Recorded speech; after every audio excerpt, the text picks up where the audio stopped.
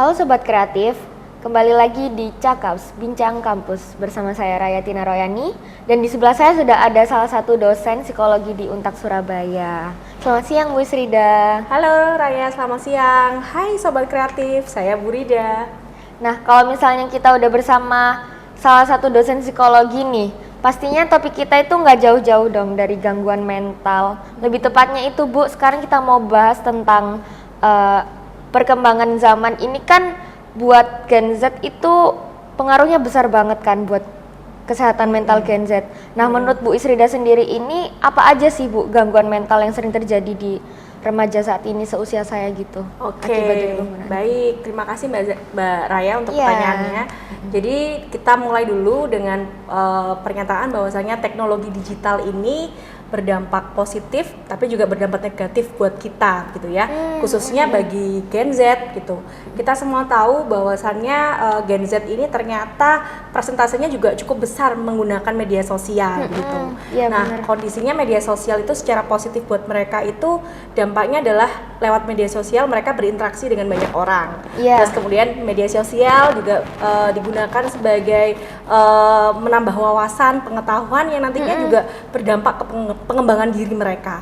Tapi ada sisi negatifnya juga gitu. Jadi garis bawahinya adalah ketika media sosial itu digunakan secara berlebihan gitu ya, itu ternyata berdampak kepada posisi kesehatan mental. Nah, apa dampaknya? Ternyata yang pertama adalah kondisi daripada problem berkaitan dengan kecemasan gitu.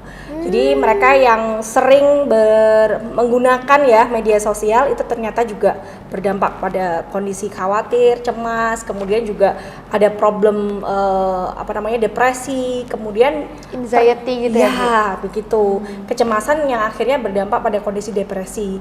Nah, di sisi lain juga dampak yang muncul adalah pada saat menggunakan media sosial itu mereka akhirnya juga ada kondisi terganggu dalam penyelesaian tugas-tugasnya.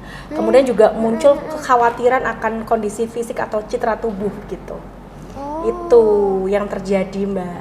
Gitu. Kalau tanda-tandanya sendiri itu seperti gimana Bu yang gangguan citra tubuh itu? Oke, jadi begini tanda-tandanya itu ketika Gen Z yang misalkan remaja menggunakan media sosial khususnya Instagram ya, kita semuanya tahu bahwa Instagram itu kan menyajikan fitur video, foto dan ada proses penyuntingan yang mungkin berlebihan gitu ya.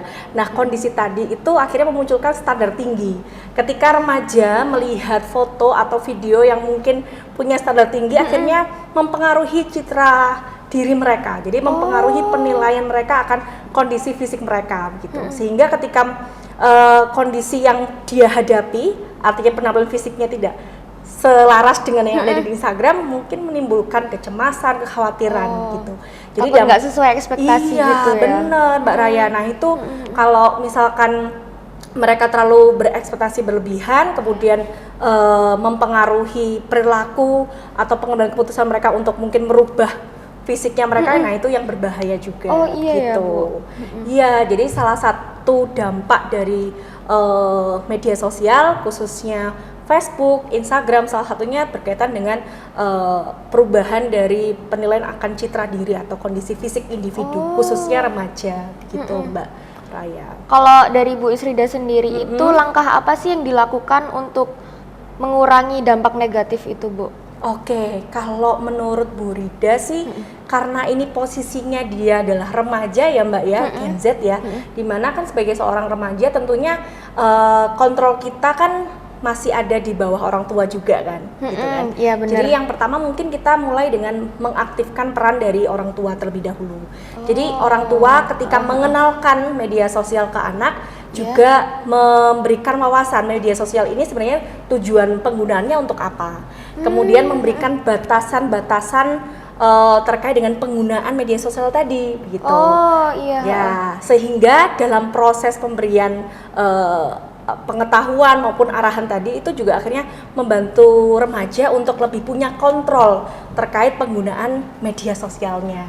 Itu yang pertama. Jadi kita fokus ke arah peran daripada orang tua. Nah, poin yang kedua yang bisa kita lakukan gitu ya, ketika posisinya ada mungkin rekan atau mungkin saudara yang mengarah pada problem kesehatan mental ketika menggunakan sosial media, kita berikan dukungan ya, dukungan secara moral, fisik maupun dukungan sosial gitu ya, untuk membantu mereka kembali menyadari bahwa ini loh ada lingkungan sosial ya yang nyata yang bisa berinteraksi langsung dengan dia begitu.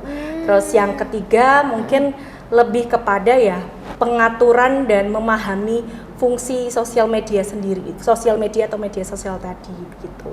Jadi poin pentingnya ada di kontrol diri begitu ya, terus kemudian bagaimana kita menyadari bahwa ada lingkungan sosial yang langsung gitu ya, yang bisa berinteraksi langsung, dan yang ketiga mungkin kita bisa beralih kepada aktivitas positif lainnya selain penggunaan media sosial gitu. Jadi Mbak Raya, penekanannya itu media sosial itu penting loh buat kita gitu ya, buat remaja, buat saya yang saat ini mungkin usianya 30 tahun ke atas, itu penting juga, tapi kita harus sadar bahwa ternyata penggunaan berlebihan itu juga berdampak negatif buat kita. Gitu Mbak Raya. Iya. Nah, bermanfaat banget kan ini Bu, buat apalagi remaja saat ini tuh yang mentalnya tuh bener-bener diambang-ambing gitu loh Bu. Betul. Semoga ini benar-benar bermanfaat ya buat sobat kreatif. Terima kasih Bu Isrida buat datang di podcast ini. Oke. Sampai jumpa di acara podcast berikutnya. Oke, terima kasih juga.